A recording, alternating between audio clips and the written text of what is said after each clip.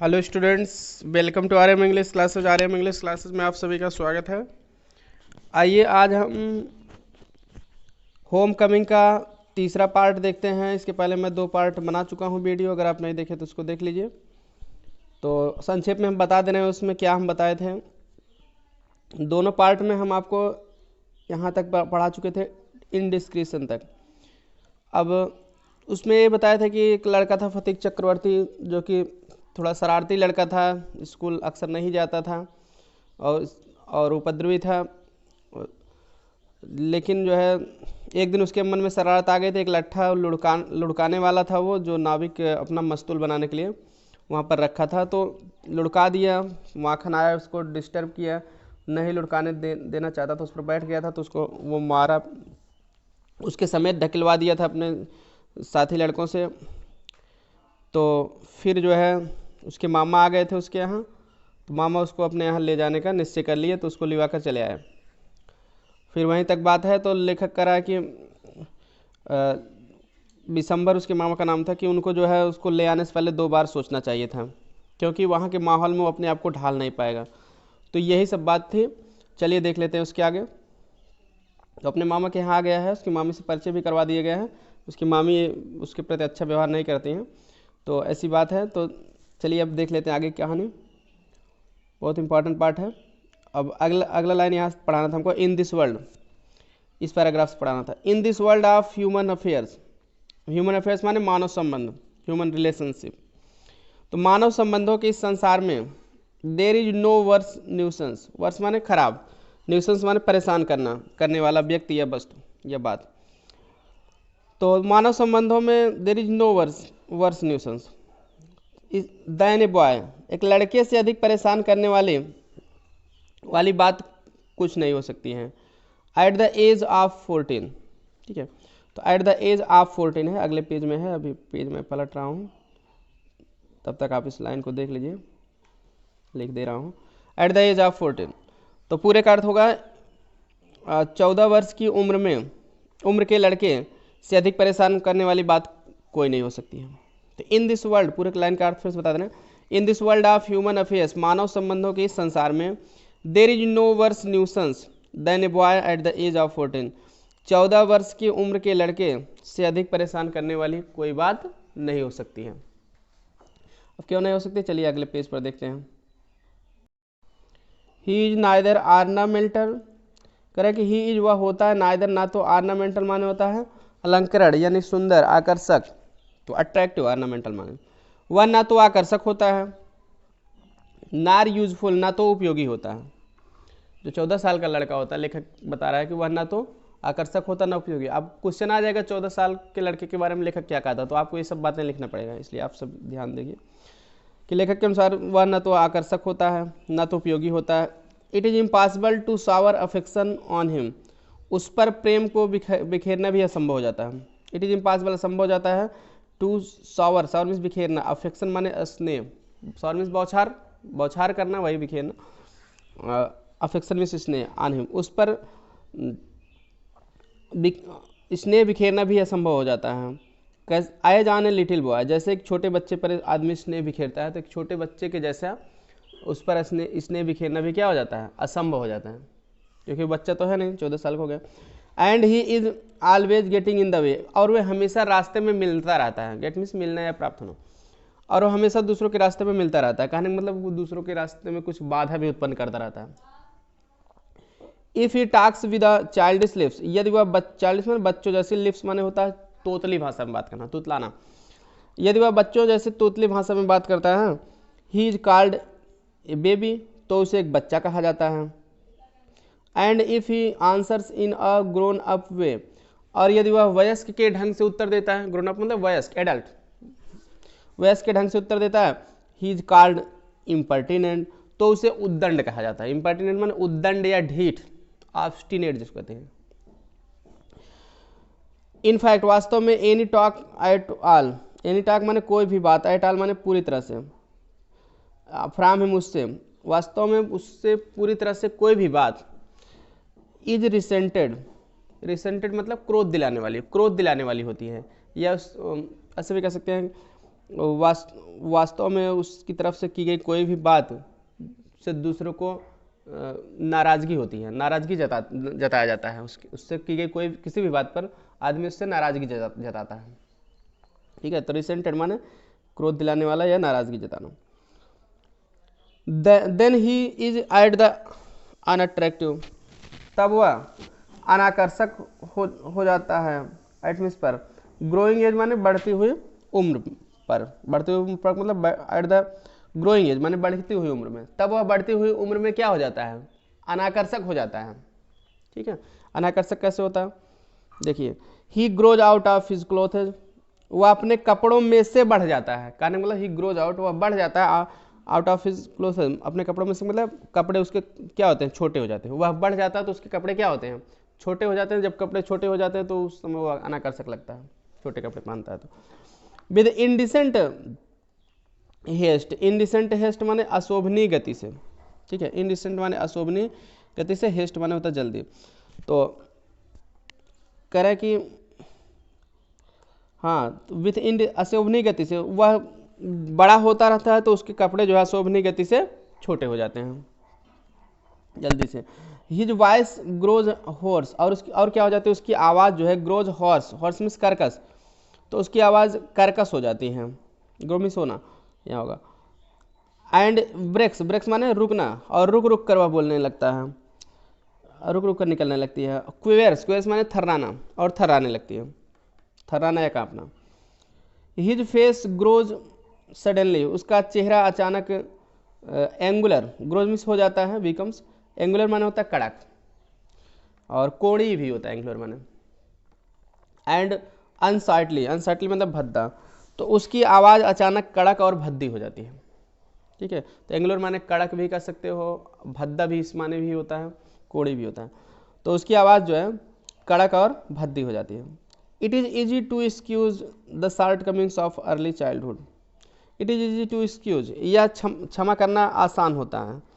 To short Cummings माने कमियाँ, defects, दोष या कमियाँ। ऑफ अर्ली चाइल्डहुड माने छोटे बच्चे की। ठीक है, अर्ली चाइल्डहुड मतलब प्रारंभिक अवस्था में, बचपन की, यानी कि छोटे बच्चों के, छोटे बच्चों की कमियों को क्षमा करना क्या होता है, आसान होता है। But it is hard to tolerate even, but it is hard लेकिन कठिन होता है, टू टॉलरेट, टॉलरेट माने होता है बियर, सहन करना। इवन अनएवॉइडेबल, अनएवॉइडेबल माने अपरिहार्य, इवन मीन्स यहाँ तक कि। लैप्सेस माने भूलों को। इन ए बॉय ऑफ 14, 14 साल के लड़के के। तो करें कि but it is hard to tolerate even unavoidable lapses in a boy of 14, लेकिन यहाँ तक कि 14 साल के लड़के की अपरिहार्य भूलों को सहन करना भी क्या होता है, कठिन होता है। द लैड हिमसेल्फ बिकम्स पेनफुल्ली, लड़का स्वयं हो जाता है, बिकम्स हो जाता है, पेनफुल्ली माने दर्दनाक रूप से, सेल्फ कॉन्शियस माने आत्म जागरूक, लड़का स्वयं दर्दनाक रूप से आत्म जागरूक होता है। कहने का मतलब उसको सब काम अपने आप से ही करना पड़ता है। When he talks with elderly people, जब वह बड़े लोगों से बात करता है, एल्डरली मतलब बड़े लोग, वयस्क लोग, एडल्ट लोग। He is neither unduly forward, ठीक है, either sorry, he is either, तब वह या तो अनड्यूली माने होता है अनावश्यक रूप से, फॉरवर्ड माने आगे, तो वह या तो अनावश्यक रूप से आगे बढ़ जाता है। आर एल्स माने नहीं तो, आर एल्स मीन्स अदरवाइज, नहीं तो। सो अनड्यूली बहुत अनावश्यक रूप से, साई शर्मिला हो जाता है। दैट ही अपीयर्स असेम्ड, ठीक है, जिससे कि या जहाँ तक कि, दैट मतलब जहाँ तक कि ही अपीयर्स असेम्ड, वह लज्जित भी हो दिखाई पड़ता है। ऑफ हिज वेरी एग्जिस्टेंस, तो यहाँ भी ई आर वाई होना टाइपिंग मिस्टेक है, भी ई आई, तो जहाँ तक कि वह अपने अस्तित्व में ही लज्जित दिखाई पड़ता है। ठीक है, क्लियर। तो अस्तित्व का मतलब वो है जीवन में, अपने जीवन में वो लज्जित भी दिखाई पड़ता है। ये 14 साल के बच्चे की बात बताया जा रहा है, ये सब बातें उसके अंदर मिल रही हैं। 8 it is that is this very age, फिर भी इस उम्र में, ठीक है, ये वेरी एज है, फिर भी इस उम्र में। When in his heart of hearts, जब उसके दिल में, in his heart of hearts, दिलों के दिल में मतलब उसके दिल में, जब उसके दिल में, इसी एज में मतलब वही 14 साल की उम्र में ही जब उसके दिल में ए यंग लैड, एक छोटा युवा लड़का, जब युवा कहने का मतलब ये है जब युवा लड़का के दिल में, फिर भी इसी युग में जब युवा लड़का के दिल में या युवा लड़का अपने दिल में मोस्ट क्रेव्स माने अधिक लालसा रखता है, मोस्ट में अत्यधिक, क्रेव्स फॉर माने डिजायर्स फॉर, लालसा रखता है, रिकॉग्निशन माने पहचान की, एंड लव माने प्रेम। फिर भी इसी उम्र की बात की जाए तो इस उम्र पर जब जो है युवा लड़का अपने दिल में कह रहे हैं कि पहचान और प्रेम की अत्यधिक लालसा रखता है, चाहता है कि सब हमको जाने हैं और प्रेम भी करें, and he becomes the devoted slave of anyone, और वह किसी भी व्यक्ति का, एनीवन मतलब किसी भी व्यक्ति का, डिवोटेड स्लेव हो जाता है मतलब समर्पित दास भी हो जाता है, who shows him consideration, shows consideration माने होता है ध्यान रखना, जो उसका ध्यान रखता है, क्लियर। बट नन डेयर, लेकिन कोई नहीं साहस करता है, डेयर में साहस करना, ओपनली खुलकर लव हिम, उसे प्रेम करने का, लेकिन उसे खुलकर कोई प्रेम करने का साहस नहीं करता, उसे मतलब 14 साल के लड़के को खुलकर कोई प्रेम करने का साहस नहीं करता। फॉर माने हो गया यहाँ बिकॉज, क्योंकि दैट वुड बी रिगार्डेड, क्योंकि वह माना जाएगा, एज अनड्यू इंडल्जेंस, अनावश्यक रूप से अनुग्रह के रूप में, ठीक है, इंडल्जेंस माने अनुग्रह, अनड्यू मतलब अनावश्यक रूप से, क्योंकि वह अनावश्यक रूप से अनुग्रह के रूप में माना जाएगा, क्लियर, यह समझा जाएगा, रिगार्ड माने समझना या मानना, and therefore bad for the boy, और इसीलिए लड़के के लिए क्या होगा, बुरा होगा, so what with scolding and chiding, इसीलिए व्हाट विथ जो कुछ भी, with scolding and chiding, scolding and chiding मतलब डांटना फटकाना, इसलिए जो कुछ उसे डांटा फटकारा जाता है, ही becomes very much like a stray, उससे वह बहुत अधिक मात्रा में हो जाता है like a stray dog, stray dog मतलब हमारा कुत्ता या इधर उधर भटकने वाला कुत्ता, that has lost his master, जो अपने मालिक को खो दिया रहता है, तो उससे वह बहुत अधिक उस आवारे कुत्ते के समान हो जाता है जो अपने मालिक को खो दिया होता है। आगे करें कि फॉर ए बॉय ऑफ 14, 14 साल के बच्चे के लिए, लड़के के लिए, his own house is the only paradise, ये भी पूछा जाता है 14 साल के बच्चे के लिए, ठीक है, लेखक क्या बता रहा है कि उसका घर किस तरह से होता है, तो या किसके लिए अपना ही घर पैराडाइज के समान होता है, ये क्वेश्चन आएगा परीक्षा में, तो आपको बताना पड़ेगा कि 14 साल के लड़के के लिए उसका अपना घर ही लेखक के अनुसार क्या होता है, पैराडाइज के समान होता है, स्वर्ग के समान होता है, पैराडाइज मीन्स हेवन, स्वर्ग। To live in a strange house, एक विचित्र घर में रहना, विथ स्ट्रेंज पीपुल, विचित्र लोगों के साथ, स्ट्रेंज मीन्स विचित्र, तो विचित्र लोगों के साथ एक विचित्र घर में रहना, is little sort of torture, से थोड़ा सा अत्याचार होता है, टार्चर मीन्स अत्याचार, टिरैनी। वाइल, जबकि द हाइट ऑफ ब्लिस, आनंद की ऊंचाई, जबकि वह आनंद की ऊंचाई तक पहुंच जाता है, इज टू रिसीव, उसे प्राप्त होती है, जबकि उसे आनंद की ऊंचाई भी प्राप्त हो जाती है या हो जाती है। The kind looks of women, औरत की दयापूर्ण दृष्टि अगर होती है, काइंड लुक्स माने दयापूर्ण दृष्टि, तो कह रहे हैं कि उस लड़के को यानी फतीक को जो है हाइट ऑफ ब्लिस इज, वह खुशी की ऊंचाई पर हो जाता है, ब्लिस मीन्स जॉय, वह लड़का खुशी की ऊंचाई पर हो जाता है, यानी कि उसको बहुत ज़्यादा खुशी मिलती है यदि वह प्राप्त करता, रिसीव करता, क्या दयापूर्ण दृष्टि, यदि वह उस औरत से दयापूर्ण दृष्टि को प्राप्त करता है, यानी वह औरत उस पर दया दिखाती है तो वो खुशी, बहुत ज़्यादा खुश होता है।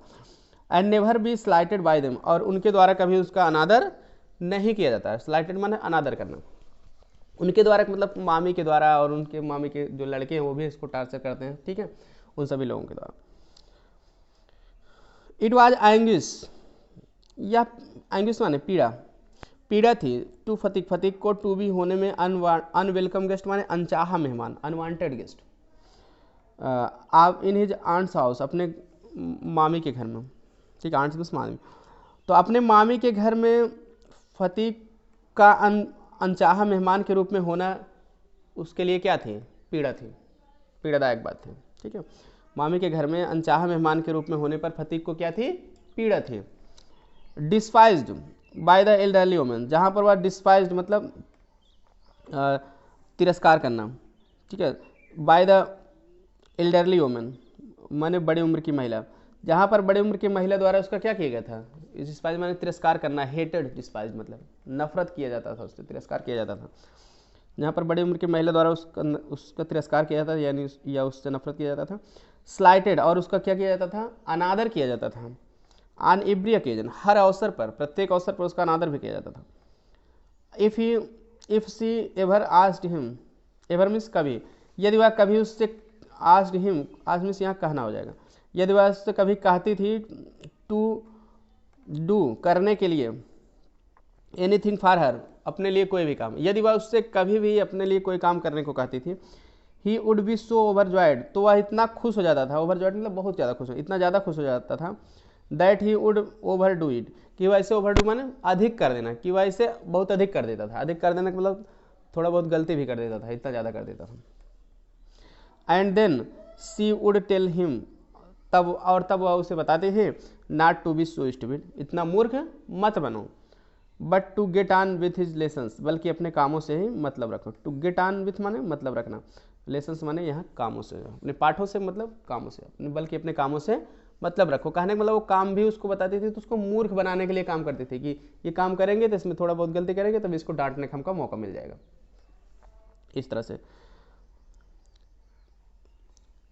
तो the cramped atmosphere of neglect in his aunt's house, ठीक है। तो क्रैम्पल्ड एटमॉस्फियर माने होता है तंग वातावरण, क्रैम्प्ड माने तंग, नैरो जिसको कहते हो, संकुचित या तंग। एटमॉस्फियर माने इन्वायरमेंट, ऑफ नेग्लेक्ट माने उपेक्षा, उपेक्षा के तंग वातावरण, इन हिज ऑन्ट्स हाउस, अपने मामी के घर में, अपने मामी के घर में उपेक्षा के तंग वातावरण से, आप्रेस वाप्रेस माने दबाव डाला, फतीक, फतीक पर क्या दबाव डाला गया, सो मच इतना अधिक, दैट मीन्स की, तो कह रहा है कि उसके मामी के घर में उपेक्षा के तंग वातावरण ने, ठीक है, फतीक पर इतना दबाव डाला कि ही फेल्ट दैट, उसने महसूस किया कि ही कुड हार्डली ब्रीथ, कि वह मुश्किल से ही सांस ले रहा है, यानी कि सांस लेने में उसको परेशानी हो रही है। He wanted to go out into the open country, वह खुले देश में बाहर जाना चाहता था। ओपन कंट्री माने खुला देश या खुला क्षेत्र। एंड फिल हिज लंग्स, और अपने फेफड़ों को भरना चाहता था, मतलब खुली ताज़ी हवा से, खुले में ताज़ी हवा से भरना चाहता था, ठीक है। फिल्म ताज़ी हवा से भरना, fill with fresh air, fill का मतलब।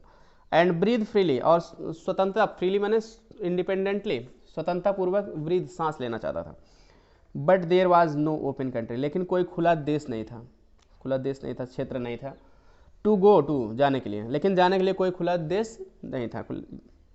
Surrounded on all sides by Calcutta, क्यों नहीं था, क्योंकि सराउंडेड माने घिरा हुआ था, बाय ऑल साइड्स, चारों तरफ से, बाय कलकत्ता, कलकत्ता के द्वारा, हाउस माने घर, एंड वॉल्स, दीवारों, कलकत्ता, वह जो है कलकत्ता के घरों और दीवारों के द्वारा चारों तरफ से क्या घिरा हुआ था, घिरे हुए स्थान पे था वो, चारों ओर घर थे, दीवारें थी जहाँ हुआ था। ही वुड ड्रीम, वह स्वप्न देखता था, नाइट आफ्टर नाइट, रात दर रात, ऑफ हिज विलेज होम, अपने गांव के घरों का, एंड लॉन्ग, और कहने का मतलब ये, he would dream night after night of his village, वह विलेज होम, वह रात दर रात अपने गांव के घर का स्वप्न देखता था।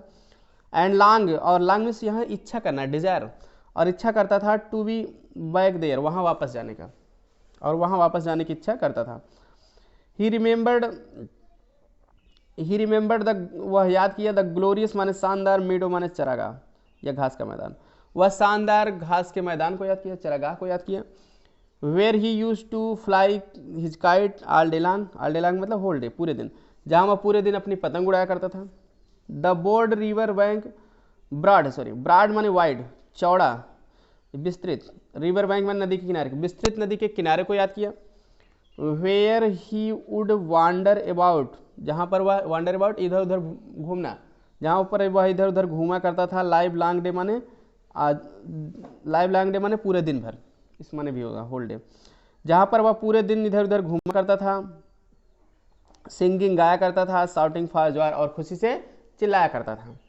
द नैरो ब्रोक, और किसको याद किया, सकरी, नैरो माने सकरा या संकुचित, ब्रुक माने होता है झरना या नदी, छोटी नदी होती है उसको ब्रुक कहते हैं। तो नैरो ब्रुक का मतलब होगा सकरी नदी के किनारे को याद किया, क्लियर, सकरी नदी, क्योंकि ये ब्रुक माने छोटी नदी होती तो वो सीधी बात है सकरी रहेगी, तो इसलिए नैरो ब्रुक मतलब होता है सकरी नदी का किनारा।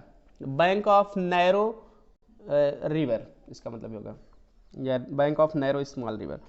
तो वो सकरी नदी के किनारे को भी याद किया, वेयर ही कुड गो, जहाँ पर वह जाया करता था, एंड डाइव, डाइव मीन्स गोता लगाना, और गोता लगाया करता था, गोता लगाना या डुबकी लगाना, और एंड स्विम, और तैरा करता था, एट एनी टाइम, किसी भी समय, और किसी भी समय वहाँ पर गोता लगाया करता था और तैरा करता था। ही लाइक्ड, जिस समय वह चाहता था उस समय। He thought of his band, और क्या सोचा वो, ही थाट वह सोचा ऑफ हिज बैंड, बैंड माने होता है समूह, अब बॉय माने लड़कों का, वो अपने लड़कों के समूह के बारे में सोचा, ग्रुप के बारे में सोचा, बॉय कंपनीज माने लड़के साथियों के बारे में, के समूह के बारे में सोचा, ओवर हुम माने जिनके ऊपर, ही वाज डिस्पॉट, वह तानाशाह बन गया था, जिनके ऊपर वह तानाशाह की तरह जो है, या तानाशाह या क्रूर राजा की तरह शासन करता था, क्लियर, जिन पर वह तानाशाह की तरह शासन करता था। एंड एबवाल, और जो एबवाल, इन सभी से ऊपर जो बात है, यानी कि सबसे महत्वपूर्ण बात है, the memory of that tyrant mother of his, अपनी तानाशाह माँ की भी, उसको मेमोरी माने स्मृति, याददाश्त, उसको अपने तानाशाह माँ की भी याद आती थी। तानाशाह क्यों कर रहा है, क्योंकि वो माखन की साइड ज़्यादा लेते थे, इनको हमेशा कहते थे कि पढ़ता लिखता नहीं है, बेकार लड़का है, ठीक है, इस तरह से उसको तानाशाह वर्ड यूज़ किए हैं। हु है, अपनी माँ की, तानाशाह माँ की भी याद उसको आती थी, स्मृति आती थी उसको। Who had such a prejudice against, जिसके पास सच इतना प्रिजुडिस माने पूर्वाग्रह, इतना पूर्वाग्रह था, अगेंस्ट ही माने उसके विरुद्ध, जिसके पास जो है कहना कि उसके विरुद्ध पूर्वाग्रह था, या उसके प्रति पूर्वाग्रह था, अगेंस्ट ही माने उसके विरुद्ध या उसके प्रति, तो प्रिजुडिस पूर्वाग्रह था, मतलब खराब फीलिंग। ऑक्युपाइड हिम, लेकिन कह रहा है कि ऑक्युपाइड माने बार बार याद आना, ठीक है, हिम माने उसे लेकिन ऑक्युपाइड मतलब रिमेंबर्ड, वह उसे भी बार बार याद करता था, डे एंड नाइट, दिन रात, उसे दिन रात अपनी माँ की भी याद आती थी। वैसे ऑक्युपाइड माने बिजी होना, व्यस्त होना, स्थान घेरना, लेकिन यहाँ याद आने से मतलब है, क्लियर, मतलब याद बिजी किया रहा है इसको, इसलिए इस सेंस में यादें वो बिजी किया है, यानी बार बार याद आ रही हैं। तो दिन रात उसकी बार बार उसे याद आ रही थी अपनी माँ की। A kind of physical love, और क्या चाहता है, एक प्रकार का शारीरिक प्रेम की चाह रखता है वो फतीक, शारीरिक प्रेम, that like that of animal, जैसे पशु, शारीरिक प्रेम का मतलब यहाँ जैसे पशु अपने बच्चों के ऊपर उसको चाटते हैं, उसको हाथ फेरते हैं, सहलाते हैं, उस तरह यह भी चाहता है कि शारीरिक प्रेम एक प्रकार से चाहता है, जैसे कि ये भी चाहता है कि जैसे माँ मेरे पास आए, मेरे सर पे हाथ रखे, मुझको सहलाए, ठीक ना, तो मेरा सारा दुख दर्द खत्म हो जाए, तो इसी तरह से उसके लिए लेखक फिजिकल लव कहा। एक प्रकार से शारीरिक प्रेम चाहता था, लाइक दैट ऑफ एनिमल, जैसे पशु। A longing to be in the presence of the one, longing माने इच्छा करना, वह एक इच्छा कर रहा था, टू बी होने की, इन द प्रेजेंस ऑफ वन, उस व्यक्ति की उपस्थिति में, वह उस व्यक्ति की उपस्थिति में होने की इच्छा कर रहा था, हु इज लव्ड, जिसे प्रेम किया जाता है। एंड एक इनएक्सप्रेसिबल विस्टफुलनेस, और एक इनएक्सप्रेसिबल माने कभी ना व्यक्त ना की जा सकने वाली, ठीक है, नॉट एक्सप्रेस, विस्टफुलनेस माने उदासी, एक व्यक्त ना की जाने वाली उदासी थी उस ड्यूरिंग द एब्सेंस, अनुपस्थिति के दौरान। तो अनुपस्थिति के दौरान माँ से वह अनुपस्थिति है, माँ के पास उपस्थित नहीं हो पाया है, तो कहना कि माँ की अनुपस्थिति के दौरान वह कभी न व्यक्त की जाने वाली, ठीक है, इनएक्सप्रेसिबल, व्यक्त ना की जाने वाली उदासी में था।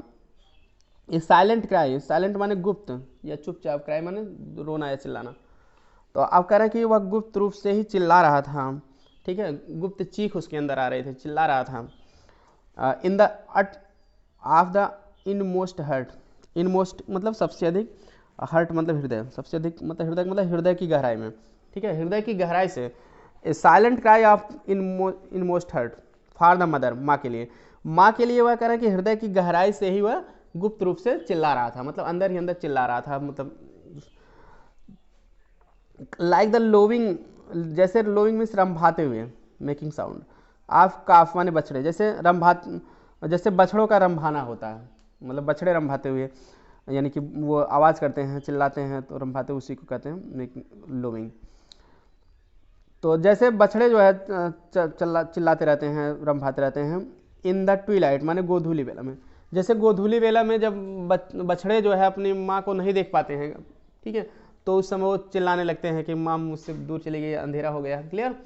तो उसी तरह से ये भी अपनी माँ को नहीं देख पा रहा, तो ये क्या कर रहा है, चिल्ला रहा है, अंदर ही अंदर गुप्त रूप से चिल्ला रहा है। दिस लव, यह प्रेम है, which was almost an animal instinct, जो ऑलमोस्ट मन लगभग एन एनिमल, पशुओं में इंस्टिंक्ट मन होता है सहज रूप से होना या स्वाभाविक रूप से होना, जो लगभग पशुओं में या ऑलमोस्ट में बिल्कुल भी होता है, जो पशुओं में बिल्कुल स्वाभाविक रूप से होता है, ऐसे भी कह सकते हैं।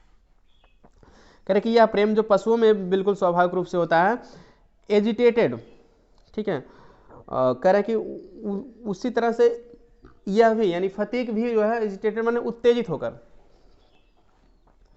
तो वही उसी तरह से यह फतीक भी उत्तेजित हो रहा था। ये वही प्रेम जो है उसी तरह से फतीक को भी वह प्रेम क्या करता था, जैसे पशुओं में होता है, पशुओं के बच्चे उत्तेजित होते हैं अपनी माँ के लिए मिलने के लिए, उसी तरह से ये भी क्या हो रहा, उत्तेजित हो रहा था। यह प्रेम जो है पशुओं को भी जैसे स्वाभाविक रूप से बिल्कुल उत्तेजित करता है, उसी तरह से इनको भी पथिक को भी उत्तेजित कर रहा था। द साई कह रहे कि एजिटेटेड द साई, एजिटेटेड माने उत्तेजित होना, यह इस तरह से यह फतीक जो है उत्तेजित होकर, साई माने शर्मिला, ठीक है, एजिटेटेड मतलब उत्तेजित होकर यह साई माने शर्मिला, शर्मिला लड़का हो जाता है। नर्वस घबराया हुआ हो जाता है, जिससे उसके बच्चे पशु के, तो इसी तरह से ये भी घबराया हुआ हो जाता है माँ के लिए। लीन माने दुबला पतला, ठीक है, दुबला पतला हो जाता है। अनकाउथ माने असभ्य, एंड अगली बॉय, अगली मीन्स कुरूप लड़का।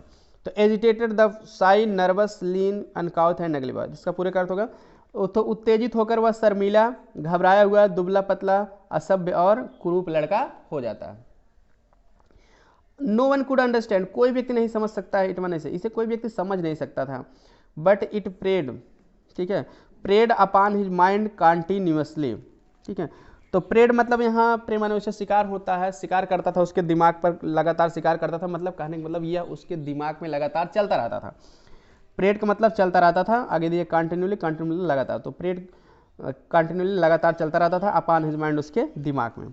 तो कहने का मतलब लेकिन यह उसके दिमाग में लगातार चलता रहता था कि मतलब माँ से मिलने की वाली बात। There was no more backward boy, कह रहा है कि कोई भी अधिक पिछड़ा लड़का नहीं था, बैकवर्ड मीन्स पिछड़ा, और इन द होल स्कूल, पूरे स्कूल में, दैन फतीक से, पूरे स्कूल में फतीक से ज़्यादा पिछड़ा लड़का कोई नहीं था। ही गैप्ड मतलब मुंह को खोलना, ओपेंड माउथ, ही गैप्ड वह मुंह को बाय रहता था, खोलना या बाना, वह मुंह बाय खड़ा रहता था। एंड रिमेन साइलेंट और शांत रहता था। When the teacher asked him a question, जब अध्यापक उससे प्रश्न पूछ लेते थे। And like an overladen ass, और एक अधिक लदे हुए गधे की तरह, एस मीन्स गधा, ओवर लडेन मान बहुत ज़्यादा लदा हुआ। पेशेंटली माने धैर्य के साथ सफर सह लेता था, ऑल द ब्लोज, बोलो में मुक्का, और सभी मुक्कों को सह लेता था। कहाँ, that came upon his back, जो बैक में पीठ, जो उसके पीठ पर पड़ते थे, केम अपॉन मतलब गिरना या पड़ना। तो एक कह रहे हैं कि अधिक लदे गधे की तरह धैर्य के साथ वह उन सभी मुक्कों को अपनी पीठ पर सह लेता था जो भी उसकी पीठ पर पड़ते थे। When the other boys were out at play, जब दूसरे लड़के वर आउट मतलब बाहर चले जाते थे, एट प्ले माने खेलने के लिए बाहर जाते थे। ही स्टूड विस्टफुल्ली, तो वह जो है स्टूड खड़ा हो जाता था, विस्टफुल्ली माने होता उदासी पूर्वक खड़ा हो जाता था। बाय द विंडो माने खिड़की के पास खड़ा हो जाता था। And gazed at the roofs, और छतों को गेज माने देखता रहता था, एकटक देखना, और छतों पर जो है देखता रहता था, घूरता रहता था, निहारता रहता था। ऑफ द एनी रूफ, किसी भी छत के, और करें कि किसी भी छतों पर क्या देखता रहता था। At the roof of the, sorry ये एक लाइन ड्रॉप कर दिए, फिर से देख लेते हैं। And gazed at the roof of the distant houses, ठीक है, डिस्टेंट हाउसेज माने दूर के घरों, और दूर के घरों के छतों पर जो है देखता रहता था यहाँ से। And gazed at the roof of the distant houses, और दूर के घरों के छतों पर देखता रहता था। एंड इफ बाई चांस, और यदि संजोगवश, बाई चांस में संजोगवश, ही स्पाइड माने भी होता देखना, लुक्ड, और यदि वह देख लेता था ए चिल्ड्रन, बच्चों को प्लेइंग खेलता हुआ, on the open terrace, open माने खुला, टेरेस माने होता चबूतरा का मतलब जो छत के आगे का भाग होता है उसको चबूतरा का, ऑफ एनी रूफ, किसी भी छत के। तो कह रहा है कि and if by chance he spied children playing on the open terrace of any roof, और यदि संजोगवश वह किसी छत के खुले चबूतरे पर बच्चों को खेलता हुआ देख लेता था, हिज हार्ट वुड ऐक विथ लॉन्गिंग, तो उसका दिल भी जो है वुड ऐक, एक मतलब पीड़ा होना, उसके दिल में भी पीड़ा होने लगती थी। लॉन्गिंग मतलब इच्छा, इच्छा मतलब खेलने की इच्छा, longing means desire of playing. तो उसके दिल में भी खेलने की इच्छा से पीड़ा होने लगती थी कि हम भी खेल लें। तो आई होप आपको समझ में आ गया होगा यहाँ तक। अब इसके बाद हम अगले वीडियो में बताएंगे, जो थोड़ा बचा है वो ख़त्म कर देंगे। तो वीडियो पसंद आया तो लाइक कर दीजिए, दोस्तों के साथ शेयर कर दीजिए। चैनल को सब्सक्राइब नहीं तो सब्सक्राइब जरूर कर लीजिए, ताकि आपको समय से नोटिफिकेशन मिल जाए, क्योंकि यूपी बोर्ड से रिलेटेड सारी तैयारियाँ इस चैनल से करवाई जाती हैं। तो डेली आपको कुछ ना कुछ वीडियो मिलती रहती हैं। और शेयर जरूर करिए लॉकडाउन, ताकि सभी बच्चे फ़ायदा उठा सकें। अब इससे अच्छी बात आपके लिए क्या हो सकती है कि आपको हम अकेला नहीं छोड़ रहे हैं, लॉकडाउन में आपको डेली वीडियो दे रहे हैं और आपकी हेल्प कर रहे हैं। तो सभी बच्चों की की भी जिम्मेदारी बनती है कि हेल्प करिए, जो बच्चे नहीं पढ़ पा रहे हैं पढ़ें वो। Thanks for watching this video, मिलते हैं नेक्स्ट वीडियो में।